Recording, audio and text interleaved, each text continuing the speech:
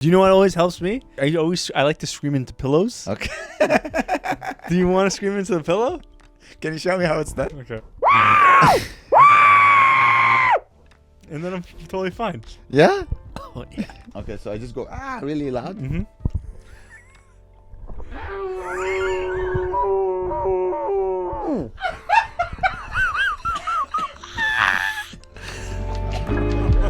Yeah, this is my only bet. That's the only thing I'm going to do. I have a... Woo! Try number 2. Salam alaikum, everybody. Salam alaikum. How are you, Mr. Gabe? Good, very good. Very good. So we're talking about Sam Smith, and I forgot to put on my mic. It's okay. No, we were talking for a minute. Sam Smith, the only thing I know about Sam Smith, okay, there's two. Well, you found him cute. That's what you told me before. Yeah. Well, that was in the accident we did, whatever. But he has 2 songs, Unholy. Yes. It's about a dad banging his I thought it was a sucking cock. Remember? Okay, hold on. We're at the show yesterday. Yeah. And we're listening to the song, and we were trying to break down the lyrics, and Will DeVecchio was there, and he's like, "What? You don't know the lyrics? It's your language, isn't it?" And he kept on saying that, and I was like, "What the fuck is Will?" And then we're like, "It's an English song." No, you can't play it. I won't play it. Okay. But the funniest thing was Will DeVecchio thought it was Lebanese. Yeah, I know. And it's funny because he's young. You think he'd know this song. Like, what are you listening to? He's young and he's gay. Young man. Okay, so the song is about a man that has a wife, and then the point of view of the song is from this child, right? Because mommy don't know daddy's getting hot. So the whole time the kid is playing Nintendo, seeing dad going off to the body shop, while the mom is alone. Sucking. But if you listen to like every English artist, they sing all dumb. They're like, what? Listen to like Oasis, you listen to like U2 or whatever. Yeah. You don't know what the fuck they're saying half the time. You just know the music sounds all right, and you just assume they're talking about the Gaelic, like the shillelagh or whatever, some English bullshit. You know what I mean? Yeah. But I was trying to. What was the significance of you trying to say though about you thought it was about him sucking cock? Yeah, well, because it's something unholy. Where are the insects flying in my house? It's something unholy. Yeah. And he said, "Mom's dropping it." What does she dropping? She's dropping her butt. So maybe mom is like, she's a prostitute tutti. You know what I mean? She's maybe. And dad is sucking cock because his dad is secretly gay. That's the whole idea of unholy. But that your parents are bad boys. The part of the song that is the point of view is what I'm curious about. Like who's singing it? Is it a child? Is it a child? Where's the point? Does he talk about Legos after in the song? Well, I don't think you talk about Legos when you see your dad sucking cock. No, you're not. At a certain point, you're like, no, you're not seeing your dad. He's talking about what's going on at the body shop. Mm-hmm. He doesn't exactly. Okay, remember that episode of South Park? Did you ever watch South Park? Yes, I did, but I don't remember what exactly. Damn. Okay, there's an episode of there's a character in South Park. His name is Butters. Yeah. And he's like he's not really part of the crew. He's like a side member of the crew. Yeah. And he's walking, and there's a whole episode that's about Butters. Yeah. And he follows his dad to the body shop. It is something like that because he thinks he's going to church or something, but turns out his dad is like doing all this gay. Oh, he's at like these gay clubs and stuff, and he tells the mom. Yeah. And the mom freaks out, kidnaps his son, and tries to commit suicide with the son in the car. That was a South Park episode. Dude, South Park is so dark. But that's not even as dark as the episode. And then in like this, the mother like killed she escapes the car, and she thinks the son is just dead in the car, and then she goes and sees the father, and then the father, they reconcile, and they get back together, and they think they need to make a new baby, but the whole time Butters is still alive. And then they're kind of disappointed he's alive. And dude, that's basically that song. Imagine you're a wife and you find out your husband is gay. Yeah. And that you can't reconcile. Your husband likes cock. I know, but now it's she's driving. I know, but it's 2023 now. Oh, okay. It's totally cool. It's a fluid. It's you just got to be like. I don't think women. No. I would be. I think let's say Claire would be more upset that I betrayed her, rather than me being gay in general. Like the gayness has nothing to do with it. She would be like, "Oh my God, you're with another person. Yeah, that's a guy. Yeah, it's fine. You're with a guy. So as long as you're with me, you can go suck cock." No. She, no, no.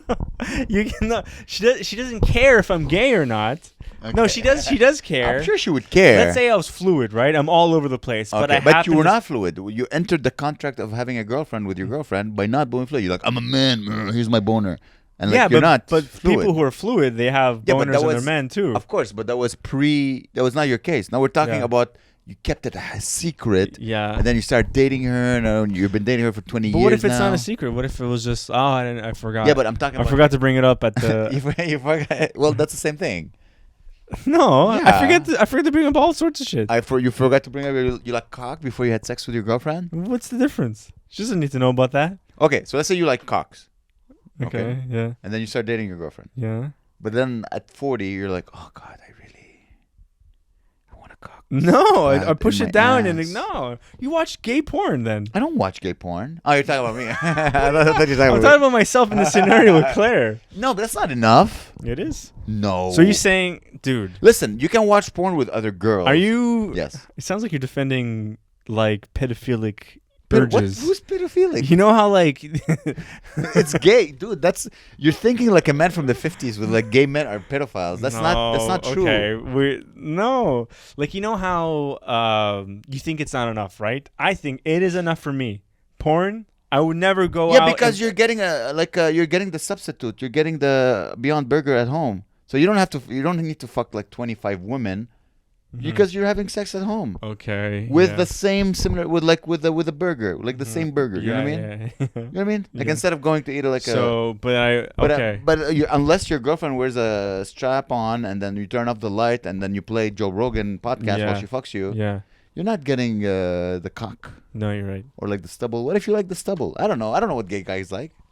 I don't think it's substitute. I think it's a prison you create in your. If let's say you're gay. Okay. And you're too scared to come out of the closet, and you date a woman. I think you're living in a prison in your mind. Okay.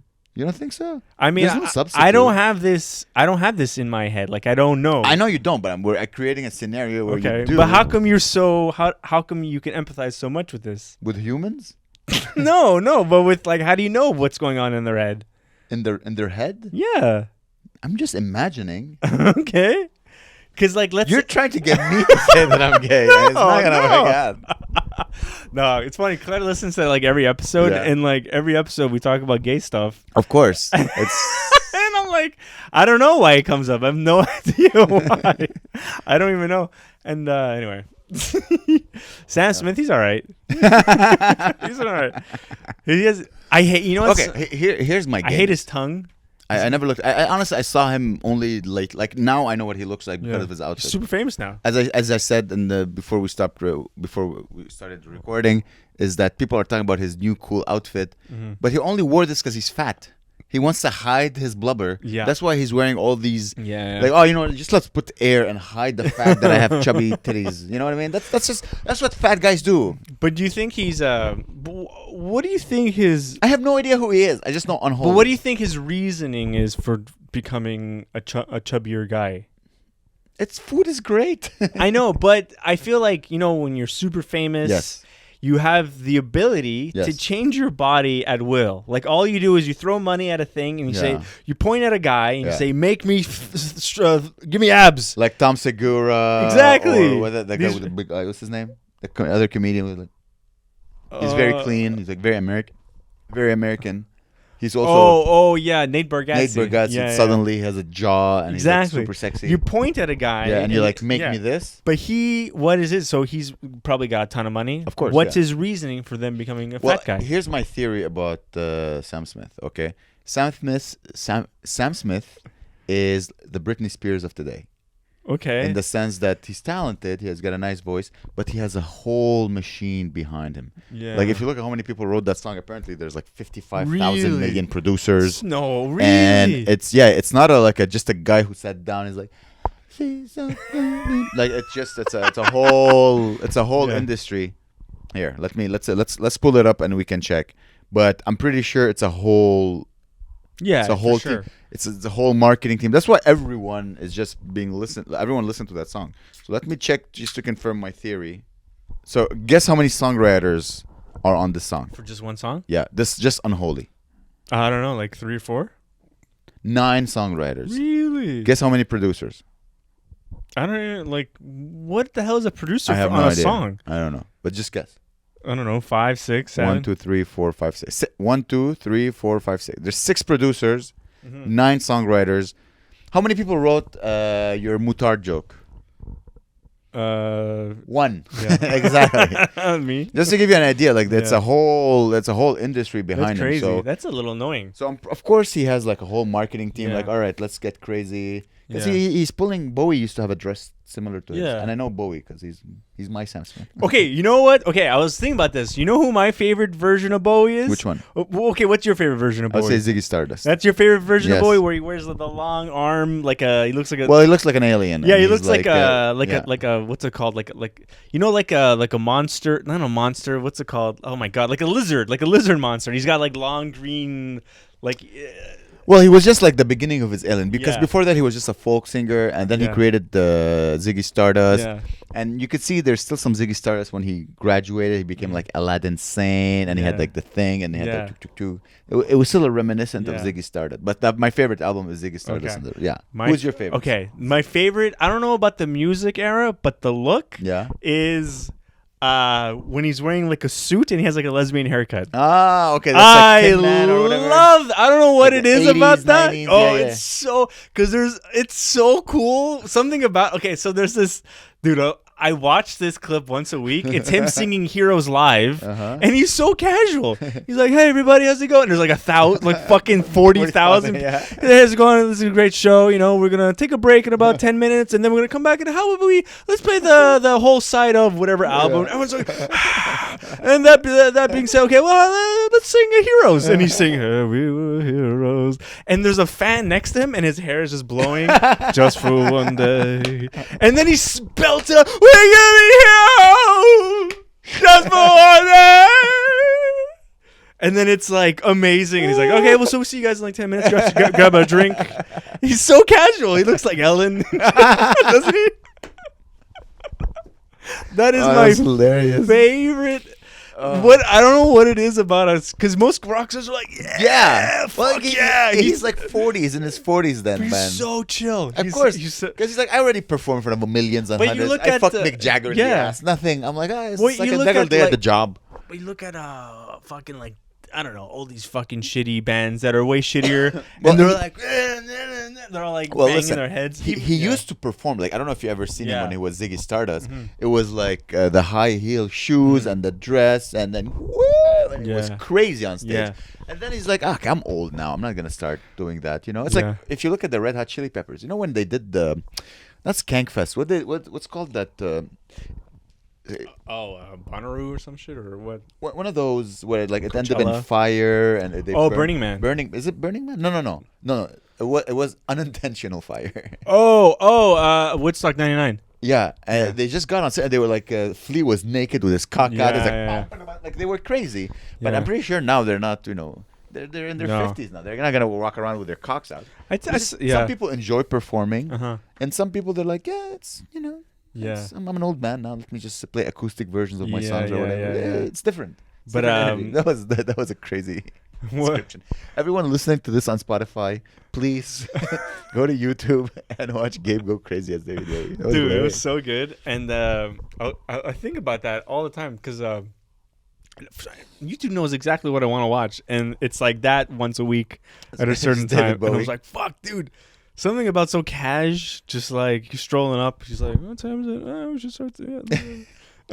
That's my favorite. It's just some people like performing more. Like I think that's his idea of the performance. Like that performance is so awesome. Like I would love that. Really, dude. 100%. I'm Wham. I'm George Michael and Wham. Wake me. Like I love. Yeah. Or like I know. Okay, one of my favorites. That's what you like. One of the things I used to love to do, I would like smoke a little bit of weed, and I would watch Freddie Mercury. I think it was like he was doing a stadium. I think it was Live Aid. I'm not sure. And he just goes on stage and he has that mic with the mic stand, but it's cut. Yeah. And he has like, hey, Yeah. That's how's everybody doing tonight? That's what I kind of stole that from him, and he's just controlling the crowd. Hey, and he just does this, and the whole crowd is with him, and he's like, wah, and then he starts performing. It's this cool. Is the most beautiful thing in the history of music. Yeah, having one man with a cut mic stand controlling 50,000 people. And just they're all loving him, and they love that song because they know what song is coming in there. You know what I'm talking about? Have you seen I've seen every single that. One Just of those, gives me goosebumps every time I see it. I once saw when I broke up with my girlfriend when I was like 20 or some shit. On Netflix there was like it was one of their best. It was actually produced because that's Live Aid, right? Yeah. Queen produced their own concert. Yeah, it was only ever did one. It was Queen Live in Montreal. Yeah, and it was like HD. It was so good, man. It was like 1980 something. It was at the where the Comedy Nest is, whatever, the Forum. The Forum. Yeah, before they turned into a mall or whatever, right? An empty mall. Yeah, shitty with mall. Like 2 washrooms. No. And like it was like he slowly started he started off with like a suits, and then it's slowly then it was like the what's it called, his wife beater. Yeah. Then he had like no shirt but pants, and then at the last song it was him in like a Montreal Canadiens thong. A thong. Oh, you're lick my asshole tonight, and he has his balls bouncing up and down, and that was awesome. It was crazy. As much as I love performing, I love Louis C.K. and there's like zero performance. Oh, I love that. CK. Yeah. He goes on stage dressed like me, and he just goes and he does jokes. Yeah. Like, for some reason, when you're a musician, I like the big. But you're comedian, it should be just you with a mic and a stool. Yeah, it depends. Like I like bands.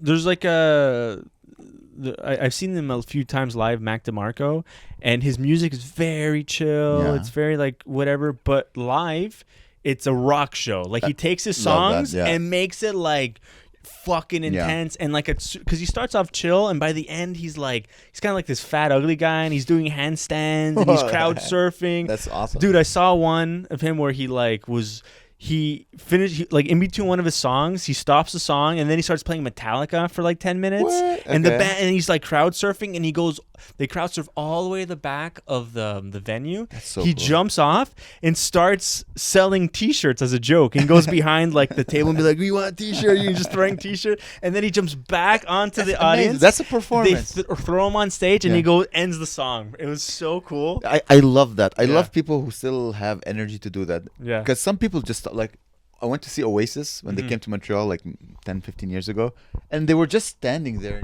and they were playing all their songs, but there was no, you hear Oasis when they were young, they would just break shit and fight and punch each other in the face. They were wild, and now they were just like, "Thank you so much." They're super polite, like, "Guys, thank you so much for coming to our show," and he just playing the music. Damn. I went to see Bob Dylan. I think it was I went to see Bob Dylan. It was the worst show in my life. Really? He's just like, it was at Bell Center, but it was just sitting there, and nothing. He hated the crowd. He didn't want to be there, But you know Manu Chao? No. Manu Chao is a Spanish group, I think.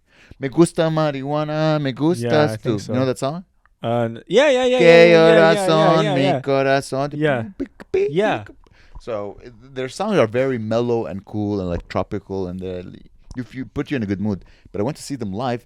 But when they go live, they sky it up. So everything is like amped, like me gusta marijuana, me gusta that's cool. It's just high energy. It's so fun. Nice. And the guy's just jumping, and he's just drenched at the end, and I love that. Nice. I wish I could do that in comedy. I don't know how. I know. Like when I'm hosting, I'm a bit like that. Mm-hmm. But I think if I'm doing just a spot, there's no. I have 10 minutes. Like I don't. What am I know there is an ability to amp it up, but it's then it just you seem crazy. I don't mind. Like no, but then it's I try to focus on what I'm saying, but also like I try to dial in what I'm doing. Like Robin Williams, that's a high. I love like it's high energy and presence and moment. Yeah, it's nice. Hey, what are you doing? I don't know. What am I doing? Hey, look at that over there. I don't know if you've ever seen it. There's a bit about eating a girl's pussy. Oh, really? Robin Williams?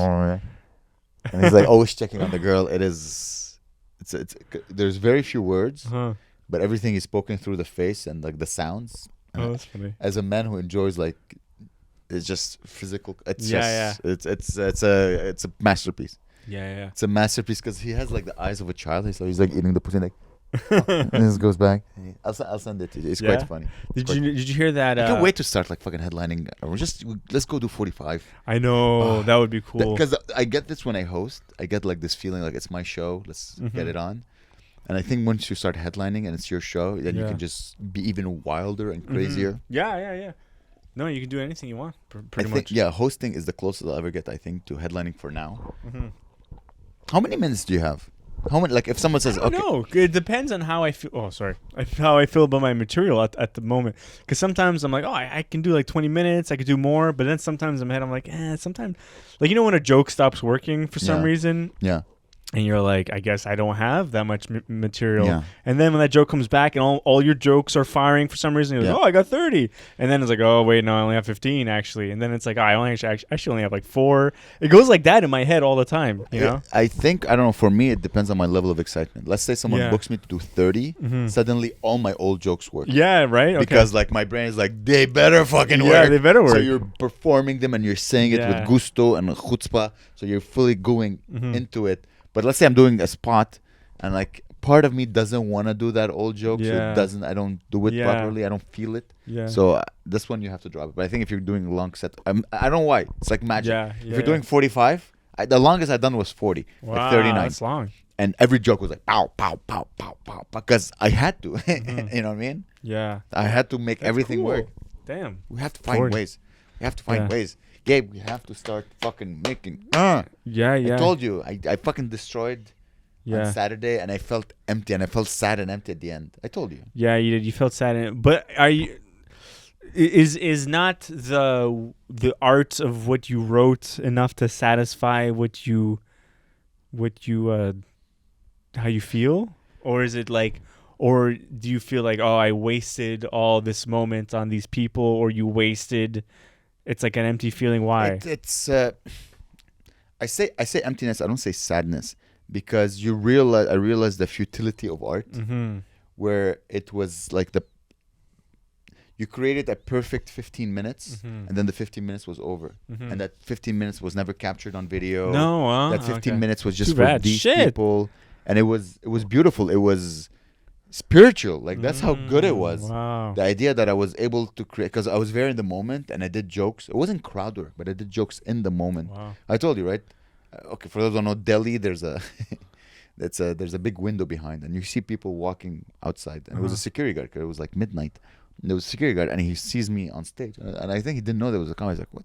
So he's just looking, and I see him, and I tell the crowd, look at the security guard, and everyone looks at him, and then they look back at me, and I just start making eye contact with him, and just because he doesn't know what's happening. He doesn't know it's a stand-up routine. That's so funny. He just saw a guy on a microphone. I'm like, I look at him,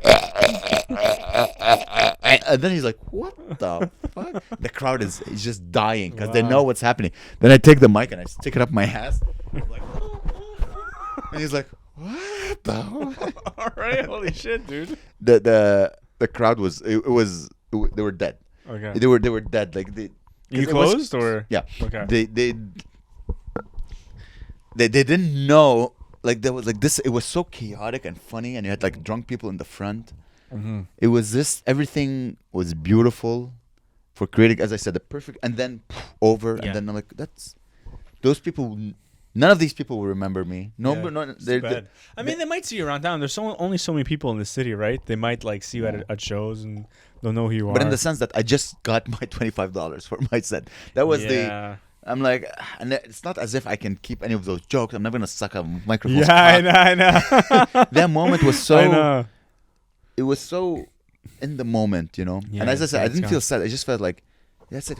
It's like the futility of art is not useful. It's just there to entertain for that. It's like when you see a beautiful painting and you like it, and then the futility of art is kind of, it's sad, but it's beautiful because it's the only thing that can create that. You know, nothing else can create that. The only thing you could do now is like continue the art in your head as you get off the stage, right?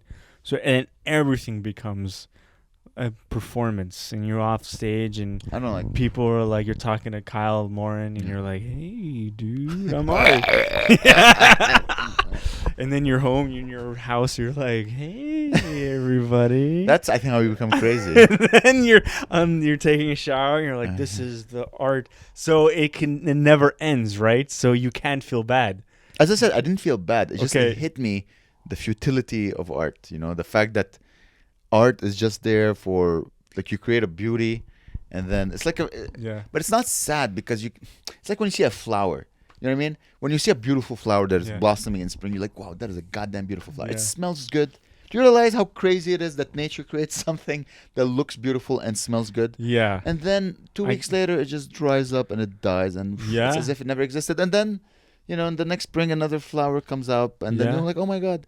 It's just that maybe part of me wants to make that flower last forever. Yeah. But that's not nature. Mm-hmm. Yeah. Do you know what always helps me? Drugs? I like to scream into pillows. Okay. Do you want to scream into the pillow? Can you show me how it's done? Okay, I'll show you how it's done. Yeah, I'll hold the mic. Okay. So let's say like I did amazing sets. Yeah. And I'm like, and everyone's like, oh man, yeah, and I get the money, and I'm like, and I come home, and I'm just alone. And Claire's like, how is the show? I'm like, it was great. Like, oh, and you're watching TV, and you're like just sitting there. And I grab a pillow, and I'm like, and then I'm totally fine. Yeah. Oh yeah. Oh God. You okay? You want some water? That hurt my throat. Have some water. You want to try? All right. So, but I don't know if it's not my personality, but well, it's not mine. I do it because it's a tool. Okay, so I just go really loud. Mm-hmm.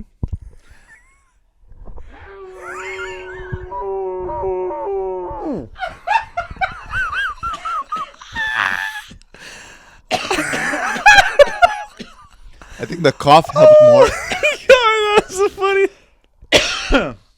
Oh. That's pretty good. That's a good way to wake up. It sounded like you're falling off a building. Kind of. Isn't that life? You're falling, and then when you're 89, you. Oh fuck! As I said, it's not. Yeah. It's not sadness. No. It's not. It's just that. The futility of art. It's like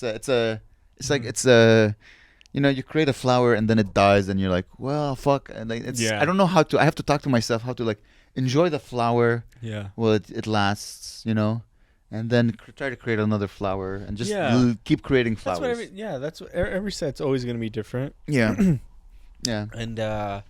And just it was a great set. Just be happy it was great, and then it wasn't just great. As I said, it was like one of those magical moments where even like the bartender, like, that was very funny, man. It's so funny people how they when they see something nice they want to take it. They're like, it's because you saw my face before you went on stage. It's a very friendly face. He's Chinese. I don't know why I'm giving him this accent. No, he's not Chinese. Oh, isn't he the Indian guy? Okay. Yeah, he's the bartender. He's like, because you saw my friendly face. Is that the owner, is he? No, he's like the manager. He always acts like he's the owner. Well, he's the manager. Okay, yeah. Super friendly guy. Yeah, I love him, but it's just funny. Like, oh, you think it's because of you that I did good? No. I shifted time, space, continuum because you smiled at me. Maybe. I'll take it. I'll always take a friendly face. I always find like I'm always, if the hang before is like chill and relax, and like the comedians, you can tell if the comedians are talented if they're making you laugh like before the show. Yeah. Because a lot of times I'm hanging and I can't not, I do not want to talk to any of the comedians. That's okay. They're always like mentally ill and like insane. But then like you groove with some and you're like, oh man, I'm in such a good mood. And yeah, then but that's a present. That's a gift. Yeah, I know. You know what I mean? That's a gift that you get to hang out. But I think you're using that as a crutch. Because what if you're doing shows with people you don't like? You're not gonna go have fun on stage. No, but I'm saying it's gonna be fun no matter what, because then it's up to you to make the fun, it's up to you. But when you're on stage, it's up to you to make the fun. That's what I'm saying. Yeah. But all I'm saying is that you, like, okay, whatever. Like you said, it's a gift. Whatever. It's an extra little cherry on top. Yeah. But for sure it's gonna be fun. Mm-hmm. Like you have nothing even to think about. Like sometimes when I'm having fun, like, I'm always very focused before my set. I try to really focus, but if I'm having fun before, it's like I don't even need to focus. Like it's almost like it's good that you have these different gears because sometimes I'm chilling like with Sid off stage and we're just fucking cracking jokes and like, ladies and gentlemen, Amer. I'm like, oh, I gotta go, and I go on stage and I'm like perfect. Yeah, you're like already kind of in tune and you're always like chilling, you know. And sometimes like I'm with people that I'm doing shows that I'm not really close to them. Yeah, so you kind of have to. I just have to focus about how to get away from that headspace entirely. But I don't. How can I say this? I try to not let that negativity get to me, that's the whole focus aspect, you know. And sometimes, and I learned this how to be petty, and I know it's not part of my. I have friends who know how to use negative energy to get better. I just tend to just get a fuck. Like I don't let it affect me. I just push it away. Yeah. I know some people like, oh, you're gonna be like you're gonna do something wrong. You're gonna wrong me. Well, I'm gonna do even better just to fuck with you. Like you know what I mean? Like I'm gonna use that energy that you threw at me to work harder and get better. Spite. Yeah, I'm gonna succeed just to piss you off. Spiter, man. And I guess I need both energies. Yeah. And I'm trying to learn that second energy because in my mind I just put it on the side and I just go and focus on my work. Yeah. But other people they take that negative energy and they turn it into positive energy. Yeah. They use it as fuel to get better. You know, like David Goggins. Yeah. Yeah. I don't have that in me. Yeah. You know what I always do now? Like I always bring my backpack. I always scream at your girlfriends. Yeah. I was gonna say I always bring a pillow in my backpack just to scream. do you really do that? Do you really scream into pillow? No. Oh, okay. You ever watch the movie Analyze This with like Robert De Niro and long time ago? And then he's like, because he's a therapist, right? And Robert De Niro's like a mafia guy. Yeah. And he's like, you know what I do if I'm really mad? I punch a pillow. I punch a pillow. And he takes a gun and shoots the pillow. That's a mafia way to deal with things. It's so lame, but pow pow. He's like, I feel better there, doc. I do feel better when I punch a woman. No, when I punch a punching bag. Yeah. A punching bag really makes me feel good. Yeah. That was. I guess I need to go back to the gym. I guess, as I said, something I realized, maybe because I'm getting old, is that if I have the only thing I need to have control over is my sleep. If I'm able to sleep well and prioritize sleep, everything else falls into place. Yeah. I like Sleepy Amer though. You like this is Sleepy Amer. I like Sleepy Amer. Why do you like Sleepy Amer? You're more down to earth. You're chill. I can talk to you normally. I think you can focus more.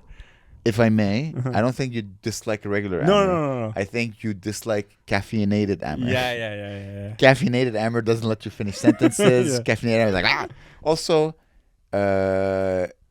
you got used to having my full 100% attention.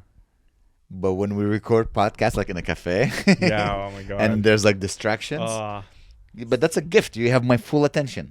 It's a gift. Thanks. It's a gift. It's a gift. No, because I have ADHD, so the little the fact that I'm talking and I can hear that. Ring, ring, you hear that? That's like bothering me. Really? It's bothering me. Oh my God. Yeah, which is why as I said, we have to record in the dark.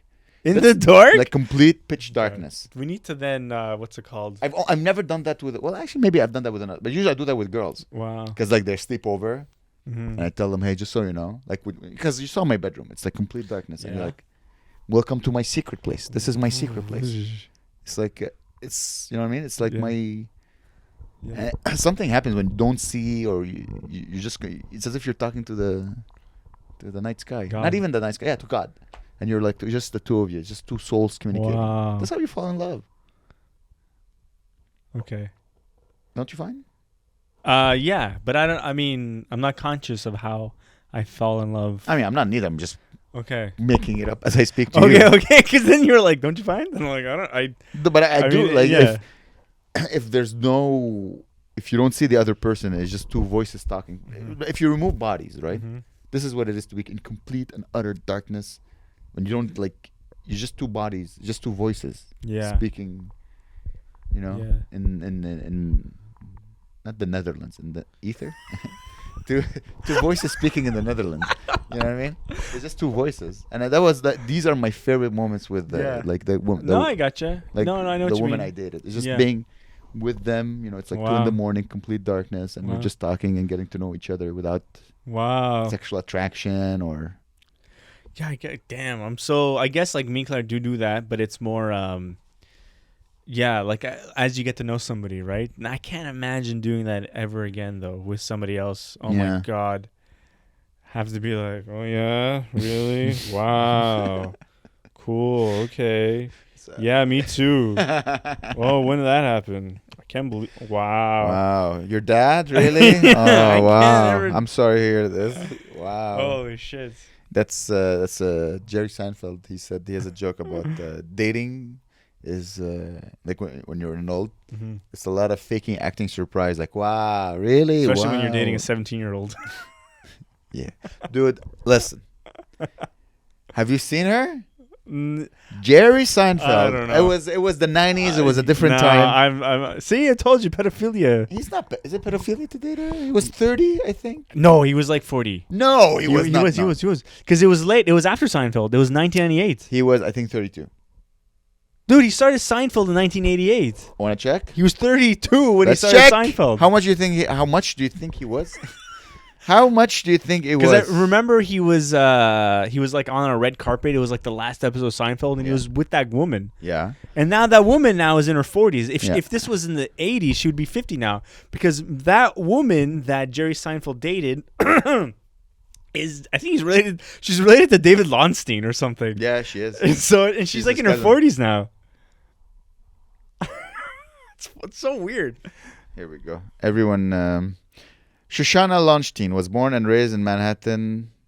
What? Oh, fuck, you're right. Well, still a 17-year-old high school student, she met then 38-year-old Jerry Seinfeld. I think it was like at the end of Seinfeld or something. So he was 38 and... we're both kind of right. He was 38 and she was 70. Okay, that's a bit...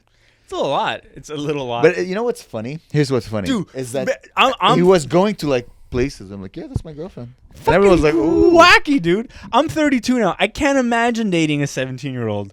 It's like coming out of high school. And just wait till she's 18. Yeah, dude, even 18. It's so... So wait, are you saying what Leonardo DiCaprio is doing is wrong? I'm not saying what he's doing is wrong. She is... banging! I can't even imagine being near teenagers. Yeah, but because you don't hang out with supermodels.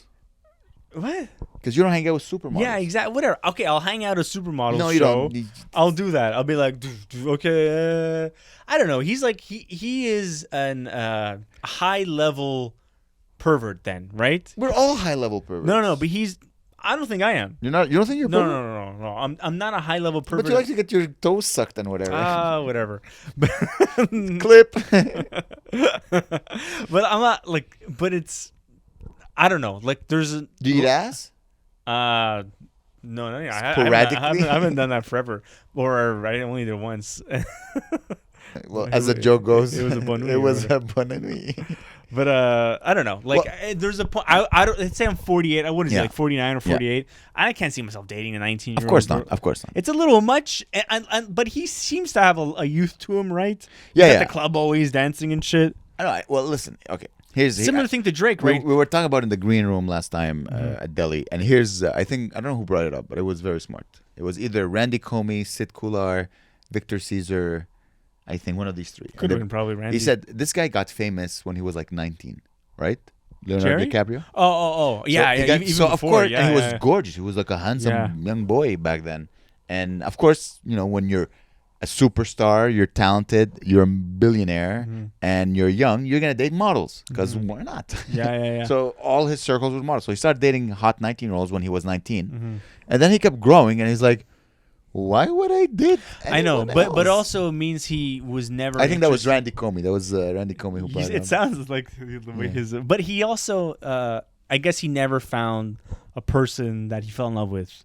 No, he just fell in love, and I was like, and he kept on falling in love. And he kept falling in love. I don't think so. I think he probably. I don't know him, but I don't. I can imagine. I've had many like relationships that lasted a few years only, and I wasn't loving every one of them. You think? Yeah, of course. I don't know. It's harder for me. I'm a nut crack.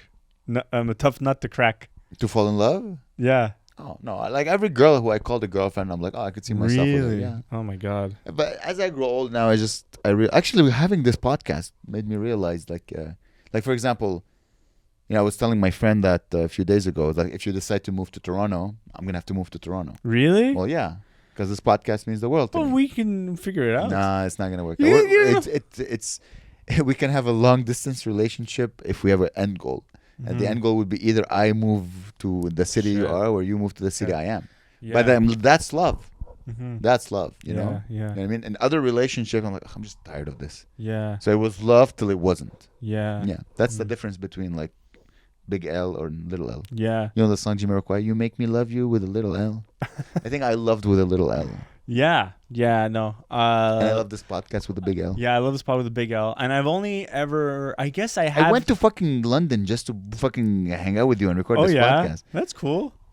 You didn't know that? I thought you just wanted to go to London and get laid. I mean, that's pretty cool. But no, I'm not going to skip an episode. It's true. Well, I want to talk about something even crazier. Okay. There's 3 UFOs that have been shot down and nobody gives a fuck. No, people give a fuck. There's like it's the biggest toxic news. air in Palestine, the fake one, and yeah, USA, East Palestine, in Ohio. And no one gives a fuck. People don't give a fuck about that, but they care about. People are very curious about. They're not calling them UFOs. They're not even calling them. Yeah, they're calling them UFOs. Not anymore. No. What are they calling them? They're not calling them UFOs, and they're not calling them UAPs. They're calling them objects. They're not. No. This I'm literally. It's the only thing I do all day now. Like as I'm like working, I'm like. Keep an eye on it. Yeah, I'm on a shapes in the sky. They're called objects. Objects. Because they're identified. Unidentified flying objects? They're identified flying objects. UFOs! Okay, but they're not even calling... UFO is an old term, by the way. Nobody calls them UFOs. It's UAPs. UFO is the tranny of 2023. Yeah, exactly. You can't call them... They'll get offended. You get canceled and shit. You can't. And UAP now... UAP? Unidentified... flying UAP? No, something like unidentified aerial phenomenon or whatever they're called. Something like a phenomenon. Something like a phenomenon. You know LL Cool J? Yeah, it's good. It's LL Cool J up in the sky. He's blowing the licking like his lips in the sky. Something like a phenomenon. Anyways, so people are talking about it. It's the news. It's absolutely huge news. And the thing, they shot down one in Montana, one in the Yukon, one in like near Alaska, near Huron, Lake Huron. Yeah, Huron. Where's Huron? Huron. That's in Yukon. Hooah! I pity the fool. No. Yeah. It's Robert Al Pacino. Hooah! Yeah. Lake Hoo-Ha. Lake Hoo-Ha! Son of a Woman. Son of a Woman. Ha! It's a good movie. It's a pretty good movie. It's a great movie. Yeah. I love those. Anyway, I love blind people in movies. Oh, okay. Okay, let me just get through the news. The coffee's kicking in. Get ready, Gabe. You're gonna hate the second part of this podcast. Hooah! All right. So they're objects, right? They're objects, and they shot them down. They don't want to say who it is, but there's a real big indication that it might be China, because China all of a sudden, because the first balloon was the Chinese balloon, right? Yes. And they shot it down. China was upset, and then 3 other balloons started popping up. They're not balloons. They don't know if they're balloons yet. They're objects, and this big general whatever of the USA. Tao. No, of America. American. Chow chicken? No. Chicken? Dude, I'm telling you, I think you're being indoctrinated, man. You're trying to you're trying to stop me from talking about the truth. No, man. Listen. China has done nothing wrong. You're compromised, dude. You're fucking compromised. Those Uyghurs were looking for it. You are compromised. Anyway, so the general doesn't really know how they're in the sky. They shot them down, but they're in the sky. They don't see any sense of propulsion. There's no even balloons they see at this point. They just see metal objects floating in the sky. They don't know how they're floating. They're the size of a car. They think maybe there's a gas inside the metal object that's keeping it afloat, but it's not. There's no jet propulsion. It's just a floating metal object. One like a tin can filled with gas. I think it might be a little more dense than a tin, let's say. But one object is an octagon. One object was like a cylinder. One object was kind of like a square. And they shot them down. They shot all 4, and they don't know. And people are speculating that these objects were always in the sky, but ever since the balloon was caught, they changed their radar to search for specific things. So all of a sudden things are popping up like, oh, maybe this has always been in our airspace, and they don't know exactly who it belongs to. But then all of a sudden, coincidentally, China said that they found their own aerial object over. So they're like, oh. Well, listen to this. If it's aliens, there's probably flying over Uganda as well. But Uganda doesn't have F-16s to go shut it down. No. There's just like the only 2-3 countries that have like the military power to NORAD, go up in the sky. Like, hey, come here for a second. And they're really high. They're like 40,000, 50,000 feet in the air. That's crazy. Yeah. But you don't think it's aliens? No, 100% no. Why not? Because they're just like... Unless it, like people are joking like, oh, it's their Uber Eats deliveries that they're being shot down. I say it's just aliens trying to take. Nah, dude, we gotta stop shooting down these things. They're just trying to take Madonna back home. Okay, they're like, please listen, she's our alien lizard queen. We need to bring her back. Okay, we need to. That's. And people are saying that this. But you have to understand that it's crazy that the government is not saying they're not aliens. Just because if they say it's Russia or China, it's World War III, baby. No. Yeah, man. They're flying things over our cities. Yeah. They're not allowed to do that. But this is Canada. The Chinese, this is America. The Chinese balloon that was flying over whatever, the sensitive like bullshit in some bullshit state in the middle of the country. Listen, China's a beautiful country. I know, whatever, you're compromised. It's fine. I won't allow you. And I'm not even talking shit about China. To insult one of the oldest culture dude, in the history of humanity. Dude, I'm telling you. One of the oldest culture in the history of humanity, the Chinese culture, and it's like 5,200 years old, okay? All I'm saying, if I wake up in the middle of the night and I have a knock on the door, Ni hao! And it's a Chinese it's a Chinese guy in sunglasses, you're going to get a postcard in the mail, sir. That's all I'm saying. But I don't know. They don't know exactly who are these balloons in the sky. Who are these balloons? But we know it's just a floating object with no propulsion system. Well, it's. But wait, who told you this? I'm watching the news and I'm reading Reddit. How much do you think they know that we don't know? When I say they, I mean like guys with like stars on their shoulders. Oh, I don't know, because I don't think they're able to collect any of these things yet. They just shot them out of the sky and they just exploded. Can't they just throw a net like your penis? That's what I'm thinking. Just catch them and then bring them. So high that it's even high for the F-22 planes. Really? Because like they have to shoot it down and it goes so. It's like I had a difficult time. It's not like an easy thing to do. They're so fucking high. Okay, let's start. Like, how can we bring them down without shooting them down? Can't you just poke a hole? Maybe build another balloon to come up. And then deflate the balloon over it. Yeah, maybe. Something like that. What if we take our balloon and like the one we sent to China? Yeah. Because we're trying to, steal everything from them. Because we're not great people neither. And they're just probably coming what the hell are you talking about? They're throwing flowers. You they're can't. Like, la, this is literally treason. What you're saying. We're not a great people, and we're stealing their. Get out of here! Oh my God, this guy's gonna go a postcard, 100%. This guy's getting a fucking postcard. Listen, all I'm saying is that there's billions of UN in my bank account.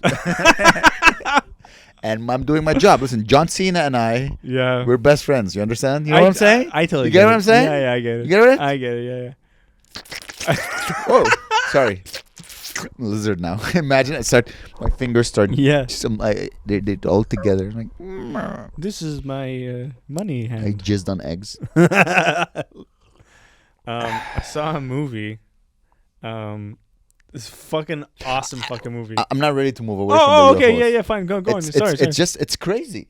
We have flying objects in the sky, and of course, I mean, it doesn't affect us, but just the idea, it should be 24/7. Government, what the fuck is this? Tell us everything. We need to know. We want to know everything. Is this World War III, or is it just like what's going on? Or is it just governments like pissing each other off? Let's just send a balloon. Yeah, maybe. Like whose cock is bigger? Like who? Also, are governments trolling each other? Maybe they're trying to test, like, okay, how big of an object can the radars detect? So they throw in a little object to be like, oh, they didn't detect that one. Okay, we'll send a little bit of a big one. Oh, they got that one. Some shit like that. They're trying to like test the waters to see how much. Or test the sky. Yeah. Because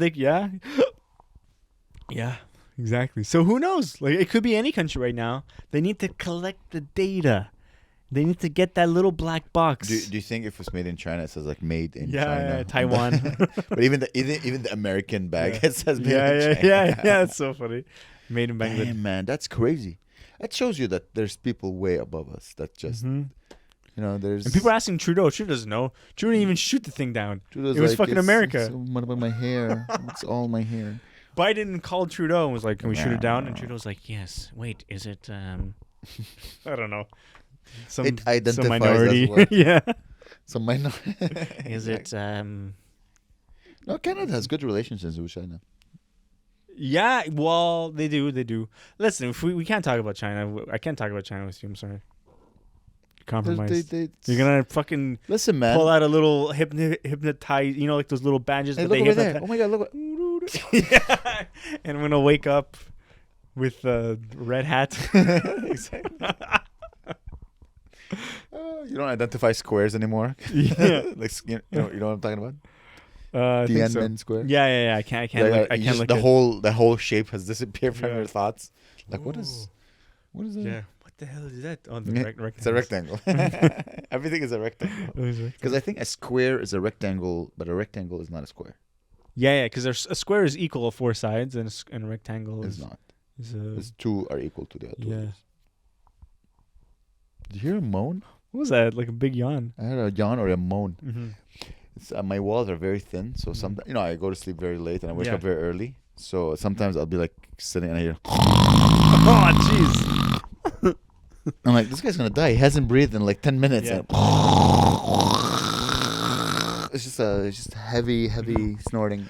Dude, okay. I need to ask you this. Yes. What do you think about there's a guy downstairs who relates to this. That guy downstairs on the weekends, sometimes during the night, during the evenings, he blasts music. Yeah. And he puts the bass really high, and so a whole kind of apartment goes.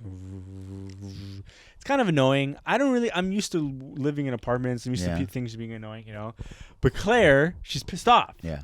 And so sometimes she goes like this, bang, bang, bang with her foot. Is that rude? No. No, it's not rude, right? Not rude.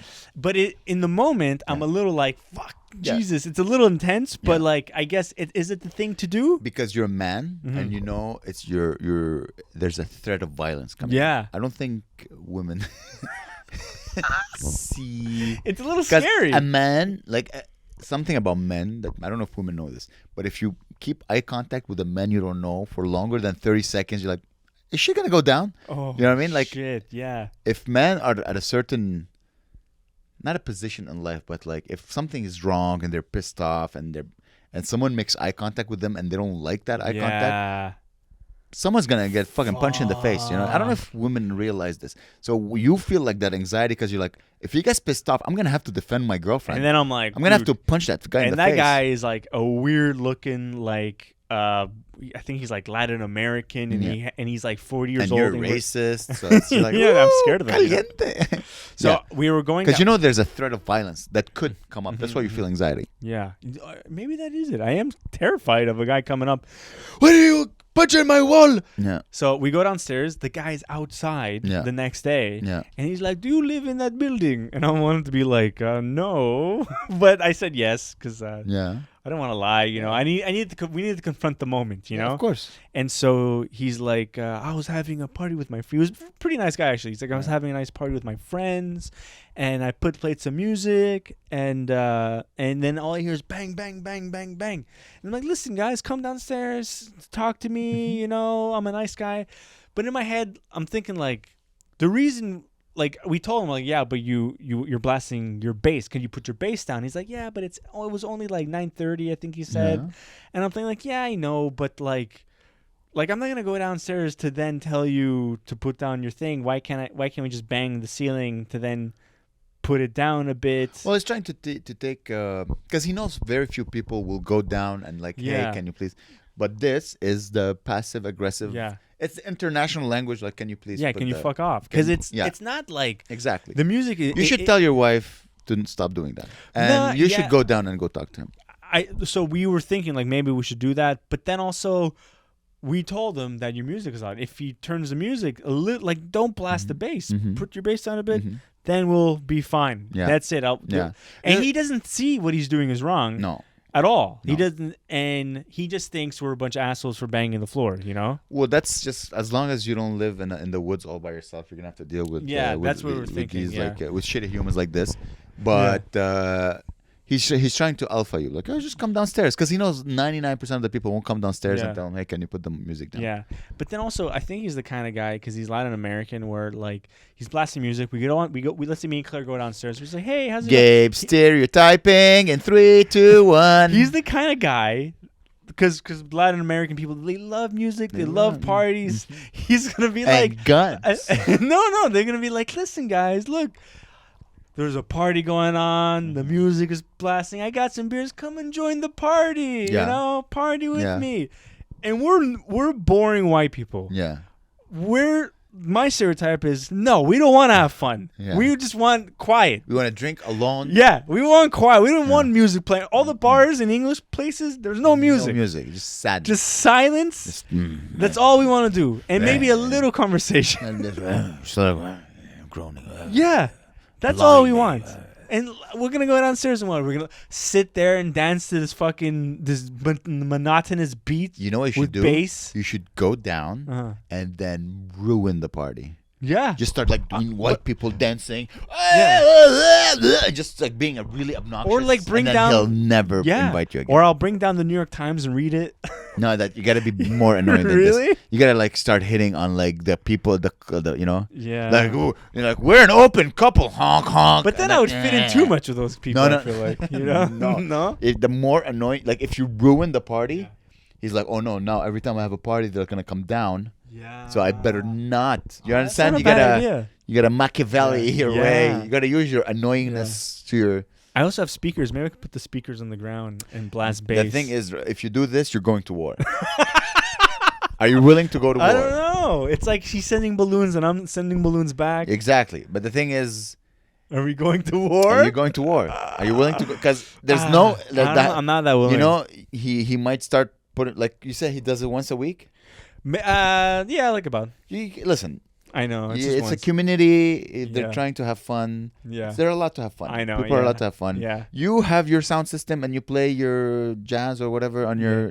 Probably he hears that too, and he's like, maybe that bothers him. Yeah. You don't know. So you gotta like. I have my neighbors. Sometimes they play loud music, but I'm like, they do it once a week. It's not that bad. It's true. I wake up at 4 a.m. and I'm like walking and screaming at Chinese kids, and you know what I mean. Like I can't. Yeah. No, you gotta be patient with them. Yeah. And the way he apparently, listen, he's either trying to be Machiavellian, like, yeah, come downstairs, come tell me, and you know, maybe he's trying to see that, will he come downstairs and establish? Because now it's like you want to try to maintain a healthy relationship with him. Yeah. Because one day you'll play loud music or whatever. You know what I mean? Yeah. Who knows? Yeah, you're right. So you gotta, it's a community. One thing that's for sure. Or you're gonna kill him. You can just fucking shoot him in the head. He is gross though. No one loves him. Just shoot him. Shoot him in the gun with the face. Yeah. And then no music ever. Shit. Kill him. No, I don't know. No, I'm not gonna. That's always the best solution, by the way. Yeah. Remember we were talking like it would be great to be evil. Yeah. That would just kill him. I think who's gonna suspect you? The way like the guy really upstairs. I wouldn't do a gun. I would wear gloves the whole time. I would purchase like a smoke bomb with like mustard gas in there. Mustard might affect you. But we'd leave for the day. We'd go to like, I'd open the like I'd find a little hole. I'd insert it. I'd throw the mustard bomb in there. I'd pull off the gloves. I throw them like in a sewer. I go to the car. We go skiing for the day. We come back. Police, ambulance. Beep, beep, beep. Oh, I wasn't here. The dead, bloated Latin American guy with sunglasses and a earring, nose ring too. Yeah, and a piñata. Yeah. You put the mustard. Okay. Oh. It's his daughter's birthday. You put the mustard gas in the piñata, and she's like, 1, 2, 3. Papi, dead. Oh, and he's like, mijo. And he slowly dies. And then suddenly you hear on your floor, she's sucked, but he's already doing something unholy. Just so you know, it's always an option to murder whoever's bothering you. Yeah, it is. However, we live in a world with rules, and maybe you'd feel bad. Maybe your girlfriend wouldn't feel bad, but you would feel bad. I feel horrible. I'd be scared of getting caught. Yeah? I think more than anything. Is that the biggest reason why you don't kill anyone? I think it's the reason why I don't do anything. You're scared of getting caught? Getting caught. Yeah. Because then it's like your life gets worse You get caught. Everything we do is a risk. It's all risk management. Life is risk management. I don't want to get caught though. Fuck. Murdering? I mean, I speed. Sometimes I'm scared of getting caught. For the longest time, my license plate was like you couldn't read it, and everyone was saying like, "You're gonna get a ticket." I'm like, "Let's see how far." And for 8 months, I didn't get. Maybe even a year. Wow. I didn't get a ticket, and then I got a ticket. Damn. I wasn't even. Someone just left it, like not even in the thing in my mailbox. Like the cops, they looked. They found me in the system and they mailed me the ticket. That's not fair. They got to catch you in the street. That's the only way police should work. Because I would drive and there's police behind me. Yeah. And they're like, no, he's white. Let him. Yeah. We're not going to bother a fellow upright citizen. That's bullshit, though. Police shouldn't. You can't. Because you know what? It's like in. Like let's say you're what's it called? You can't arrest like a guy even though he's like the mafia head of the mafia. You can't just be like, you're the head of the mafia. You're under arrest. You gotta collect evidence. Yeah, well, they had the evidence called my plate. Yeah, it's right there. Where you couldn't read anything because the paint was scratched out. Yeah, you're right. You know what I mean? But it's just life. Life is about risk management, and sometimes you go for the thrill. You know. There's a thrill. There's always a thrill in life. You gotta go. Ooh. It's like when you ask a girl out. It's a thrill. Yeah. You're like, ooh, will she say yes? Will she say no? She can't say no now. Oh yeah. And then mustard gas. What is that? I'm stabbing her. Oh, hell yeah. She's so cock when she's dropping it. You know what I mean? It's all about risks. Yeah. What's the big risk you ever taken? What's the biggest risk? Biggest risk? I don't know. I'm not a big risk taker. No? I don't think so. Big risk? I don't even understand. Like, how do you... Like me, it's like quitting engineering and going for comedy. Okay, yeah, that's a risk. Yeah, that's a big risk. I think it's like a gamble and a risk, and I think that's the biggest one. I think you should take one or two in your life that are that big, and then you can't every 6 months like, I'm fucking mortgaging the house or whatever. Yeah, I don't know. I probably have, but it's so embedded into my life now that I don't even think them as risks anymore. Because it's like, I wouldn't even think of what you did right now as a risk. It's just part of your life. But if you look back in retrospect, it is a risk. Like right now, I don't know if I would do it again now. Like that's scary. Maybe the next risk would be moving out, because there's comfort now in my apartment. It's not, the rent is not cheap. I have a studio. Yeah. So if I decide to move out, I'm like, fuck, I'm gonna have to move to a different city. That's another new risk. Oh damn, maybe I'm gonna have to take risks one day. Well, you are. If you decide to move somewhere, that's a big risk. Yeah. Starting this podcast is a big risk. Yeah. Is there a risk? Of course. It's no risk. You're right. If we decide to keep it, in the sense that if we prioritize it, it's like, okay, that's a risk. Putting things on the side. Yeah. I guess it is a risk. You gotta trust you're gonna have trust. I trust it. I don't know, man. I like speeding. Speeding is fun. Speeding is fun. I love speeding. I don't do speed that often. I like speeding on the highway, but not too fast. I like going a little bit over the speed limit just so I can... Yeah. I like seeing how much... Like, it tells you when you're going to reach your destination on the waves. Yeah, and you want to cut a few minutes. I like see it going down a bit. Yeah. I'm like, wow, faster. Yeah. It's a great feeling. That's the thrill... By the way, that's the thrill of the modern man. Mm-hmm. Yeah. That's how... boring our lives are. Our ancestors, they used to conquer villages and go to undiscovered, like the new world. Yeah. That's and we're like, ooh, can we cut 2 minutes of ways? Yeah, that's it. Oh God, we lead boring lives. That is pretty boring. That's the thrill of a 9-to-5er. I guess every time we go on stage is like a risk of humiliation. But when you do new jokes, that's always a risk. Especially when I do mine. Yeah, yeah. It's funny because you do new jokes on like shows and shit, which is crazy. Like I need to, because I don't even know how I don't even write the joke out before I do it. I just have the idea, and then it just dies until it gets better. Yeah. And I have to. Well, no, I do them like a Tuesday. I'll go do, like if it's a paid weekend, I usually. Yeah. I'll try a line. Mm-hmm. But I won't, like a Thursday, I'll do new jokes. Mm-hmm. But no, Friday, Saturday, you have people who paid like a lot of money. I'm not gonna go bomb for 10 minutes. That would be disrespectful to the crowd and also disrespectful for whoever hired me to do that job. But I'll try a line. Like I'll like, let's say I have a whole joke and like that's a line. Like my joke about that's the only house they can afford. Yeah. Like I found the paper. Oh. I was sleeping and I was like, that's a good line. And I woke up and I wrote it down. Like I found the paper where I wrote that. Something like that. It's the line that I added. Yeah. That's it. Yeah. Speaking of risks, what is the most you're willing to sacrifice? Like, what type of person would you sacrifice? Are you saying would I sell my soul to the devil for success? No. The answer is yes. Yeah, maybe. But I would like to meet the devil. How would he approach me? That's the question. How would he approach you? How would the devil come to you and like, my friend? Why is he a car salesman or something? Because I'm assuming he's going to be a bit sleazy. He would have the sleaze factor, like, my friend.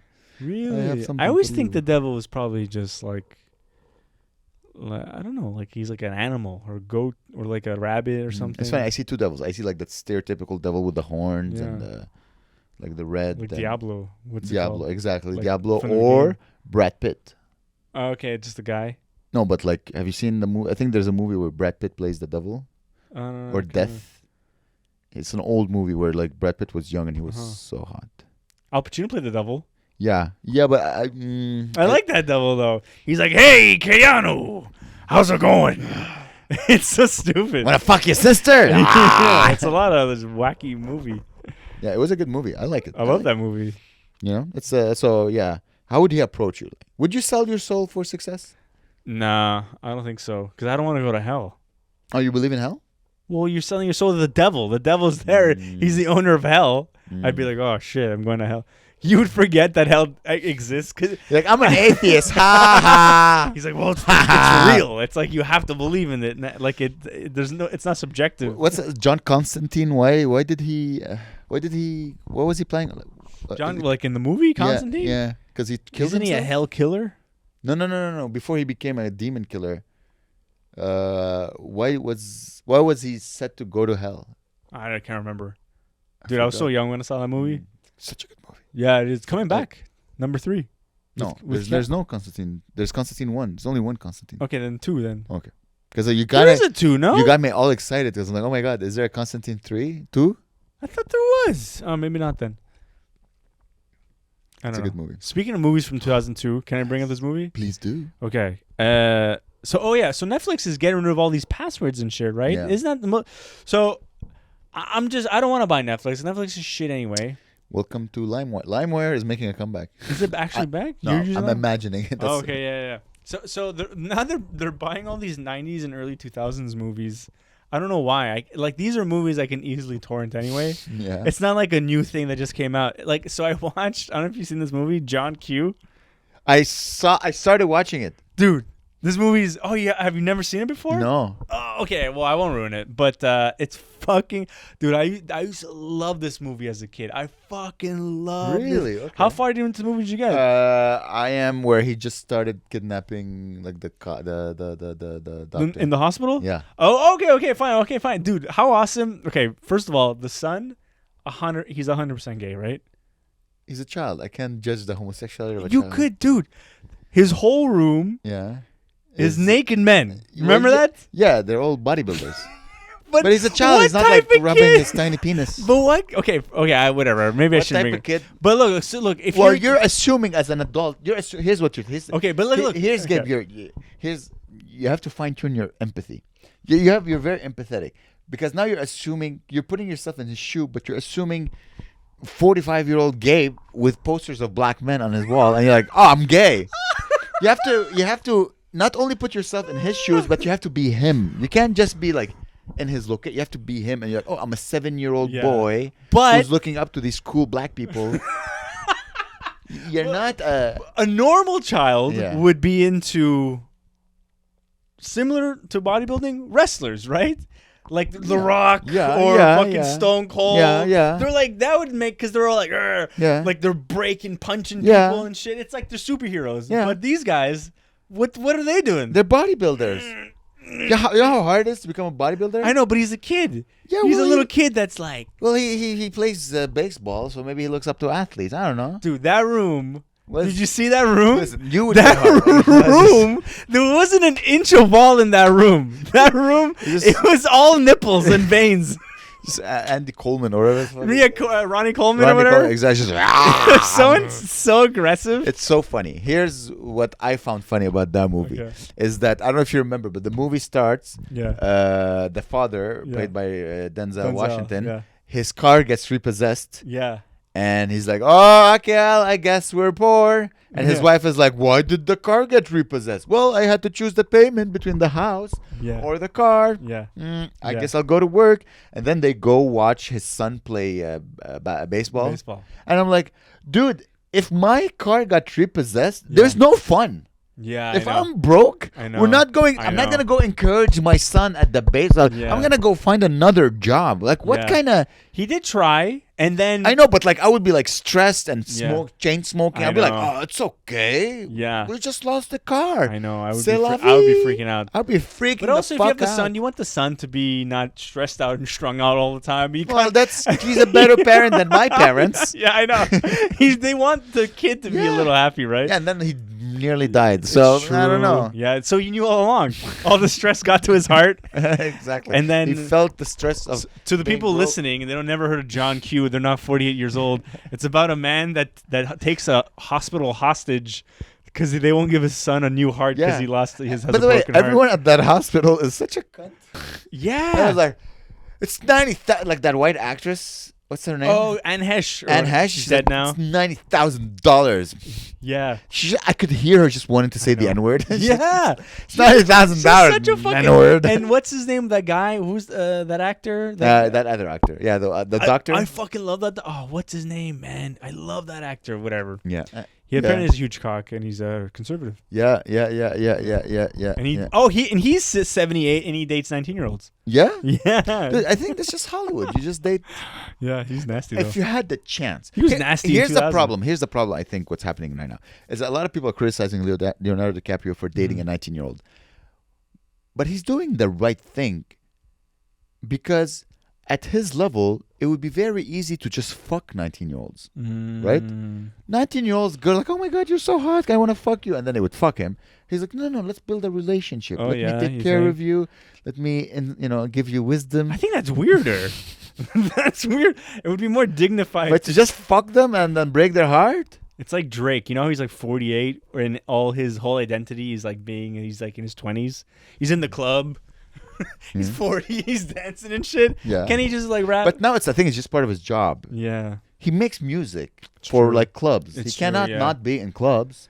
Yeah, but don't you kind of like David Bowie? He went from the wacky alien to the lesbian Ellen. Yeah, but no one is in a club going, "You can be heroes just for one day." But it's also, not a dance music. Yeah, yeah. Here, I'll give you an example. I love that song though. It's a beautiful song. Yeah. It's an amazing song.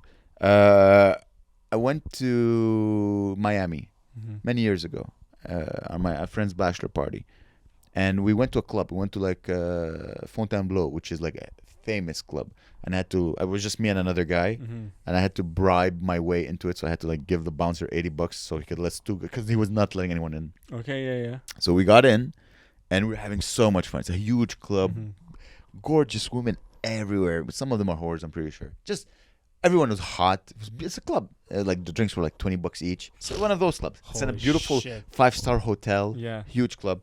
And then Jamie Foxx walks in, and the whole energy shifts. Yeah. You know, Jamie Foxx is walking in, and everyone's like, Jamie Foxx. And Jamie Foxx is such a Jamie. He's so Jamie Foxx. Just standing there, and everyone's like looking at them like, And then Floyd Mayweather came. Wow. And everyone was just staring at them, and they were like, woo, popping bottles. Like, it sucked after they arrived because it wasn't just a club anymore. It was like, let's look at Jamie Foxx and Floyd Mayweather. Floyd Mayweather is so tiny. He's petite. He's like cute. He's like 110 pounds. He's like this short. Hey man, but he's. Can I get a gin tonic? Hey man. Hey. Anyways, it's me. These guys, they're in their 40s. They don't want to go clubbing. However, they're paid like $20,000 to go clubbing. Well, Drake, it's his job. Yeah, it's true. So he's doing it for his job. Plus, listen, honestly, going clubbing once a week when you're at that level, you're not waiting in line and like, sorry, bartender, can I have a watered down gin soda? No, you're treated like a god. You're surrounded by hot, gorgeous women. Not just gorgeous women who dressed up to impress. It's just a different vibe. It's nice. You feel young. Yeah. All I'm saying is whenever I get rich, let's say, I'm going to do it right. I'm going to get a nice place. 19-year-old. No. Nice place. Of course. Never leave it. Just always stay there unless it's to do gigs. Just stay at home. Yeah. Have everything I need. Yeah. Like a VR step thing where I can run in place and like a haptic feedback vest and shoot space aliens. But okay, let's say because that's all I really VR ever want to do. gets so good. This could be VR. What if this was VR? Ah, damn. Then I would need to do like VR in VR where it's a little shittier. So you just want life light. I just want to play like games I used to play as a kid. You want 144p life. You don't want HD life. No. Why? Because it's fun. It's like games. I like games. I don't want life. I want games. So instead of playing like a brand new, like the new Hogwarts or whatever it's called, you want to play Super Mario. You're more comfortable playing Super Mario maybe on a Super Nintendo than to play the new games that is way too realistic. I don't. So if you're rich, that's what you want. You just want to be stuck in like Super Nintendo. Not Super Nintendo, but like probably I don't know. I mean. When did this turn into this VR thing? I'm just talking about like I just want to have fun in my own house. Yeah, basically. But you want to have fun in your house doing VR. But what not just VR. It's an example. Let's say like the UFC's on. I'll have like a UFC room. Okay. I'm not really into the UFC. It's a bad example. I don't know. I can afford Netflix when it's $48 a month or whatever. Okay.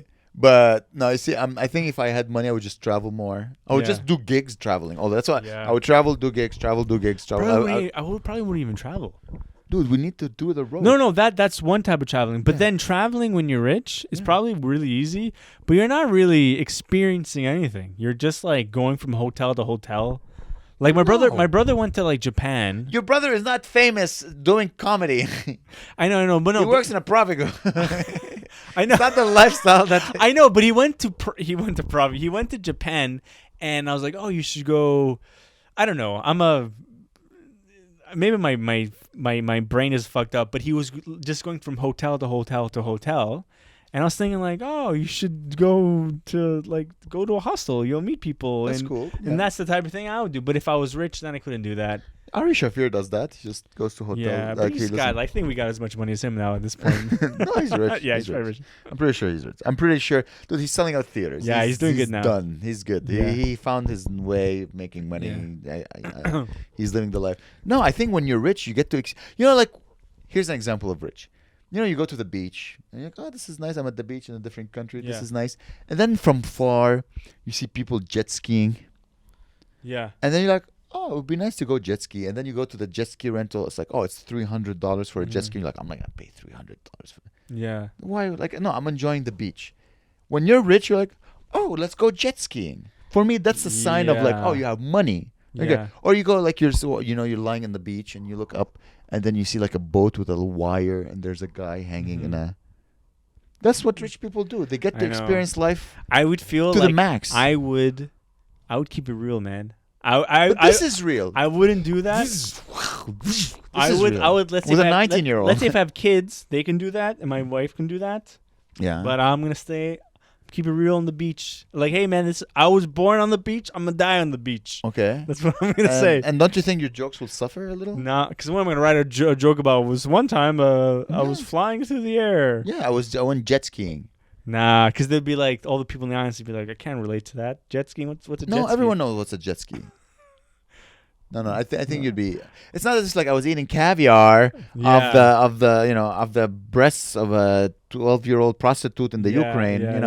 Why did I say 12-year-old? Okay. That joke would have been perfect if I said 22-year-old. I had to fucking make it darker. All I'm saying is you're gonna get a postcard, man. You didn't get that postcard. I don't know what you mean exactly by get a postcard. I don't know what movie you stole that from. You keep saying, "Gotta get a postcard. Gonna get a postcard." I don't know what that means. For some reason, because I actually didn't take it for anything. It was like, I'm in prison. Yeah. Like the only way. They're gonna send you a postcard. I'm gonna send you a postcard from prison. That's the only way, because they won't let me call you. So I have to send you a postcard. So they're like, no calls allowed. But send the postcard. Here's some stamps, international stamps. But also, I'll be on the beach. I'll send you a postcard. Oh yeah, Maybe I'll send you a postcard. I was about to say I'm gonna send you a postcard from Cuba. But I don't think they got mail there, do they? The only thing they got. They don't have internet. They don't have food. But we've got donkeys that carry mail. Yeah. You're going to? It's true. You're going to on Monday. On Monday, it's crazy. Are you excited? Yeah, I'm freaking. Yeah, no, I'm excited. It doesn't even feel like I'm going. I'm excited And it's gonna be so different because it feels like I'm so stuck in Montreal that I'm gonna fly away, land on a beach, and drink margaritas, pina coladas. Yeah, nice. Eat hamburgers and yeah. I think you're gonna have so much fun. It's gonna be a nice, relaxing week. I know. I'm gonna come back. Hey man, everything's cool. Hola. You have your hair braided like white girls do. Yeah. They have cornrows like white girls do when they go to the. Unlike Jack Sparrow. Yep. Gabby took a shit. No, Gabby. Claire took a shit on my bed. No, I think you're gonna enjoy. I think it's nice for couples sometimes to just go and like for 1 week and you rekindle your love a little. Did you buy? Do you have summer clothes? Yeah, the same ones. Do you have white shoes? Yeah. You need to wear white shoes. White leather shoes. I have white leather shoes. No. I mean, I have sand. I have linen pants. You want my linen pants? No, I got shorts. When I went to the south, I did like 1 week of like this, like just all inclusive. It was nice. I had white linen pants. I had a white linen shirt. I had white leather shoes, and I had a white hat. Oh, that's cool. I was like 30. I had like a. And you're like at the restaurant, like, hey, anyone, keep the mustard away from me, keep the ketchup away from me. No, I was still a retard. Sauce, no sauces. I had beautiful long hair back then. Oh wow! I had a gorgeous girlfriend. She's so nice. I surprised her. That was my present to her. I'm taking you to the south. Wow. Yeah, she's like, oh my god. And you're like, and you're flying. Look, I bought this for you. Look at the world. I'm sure. She was 12 years old. Yeah, no, she's like, Daddy. No, she was 24, I think. Nice. She just graduated from school or something. I'm like, I'm surprised her. Cool. Oh, God, it's so good to have money. One day, whatever. But right now, we're keeping it real with you guys. I don't want to keep it real anymore, guys. Tomorrow, we got a show because this episode comes on Thursday. So tomorrow. Oh, yes. The 17th of February. Talking about money. Guys, the show is going to sell out. I think we have... Sure. Literally 10 tickets left. Oh, not 10 that to many? 15 tickets left. You got to get your asses Friday, February 17th. We have an amazing show at the Atwater Club. Yep. Guys, come laugh. I'm really, really excited to host the show. Oh, it's going to be wild. It's going to be like the fanciest building we've ever been. Yeah, and we're going to dirty it up. We're going to paint the walls red. We're just so much cream. Jizz. Yeah. Your shoes are going to sound as if you walked in the rain. Yeah. We have a fantastic show. Honestly, guys, great lineup, great comedians. Raji, Ben Cardilli, this guy, me. Will Del Vecchio, Will Del Coco, as I call him. I'm starting to love, I've always liked Will Del Vecchio. I'm starting to love Will Del Vecchio. Off stage, he makes me laugh. He's so more silly. than anybody. He's like a goofball. So yeah. So popular with the ladies. He's hot. He's a hot boy. He's like secretly a 48-year-old man. He doesn't know what's going on. He doesn't know anything about. He thinks fucking Sam Smith is Lebanese. I'm like, this guy's the best. Yeah, he's secretly 50 years old. That's why he's so charming. Anyways, he's on the show. It's gonna be a packed show. I can't wait to post the photos and show you guys. But guys, come use the ticket link somewhere in the bio. It's in the bio of Bonne Nuit. Okay. The Bonne Nuit Pod Instagram. We'll post it somewhere here as well. Whatever Gabe decides to do. Guys, come. It's gonna be a fantastic show. And then also, for $5, come this Sunday, February 21st. We have a fantastic lineup, and Gabriel is gonna headline the show. Closing it out, and then he's gonna leave to Cuba. Yeah, Cubana. So guys, come watch shows. Come watch shows. Come enjoy. Come shows. Come. Yeah, come to my show. Come. All right. We love you guys. Assalamu alaikum. This is my only bet.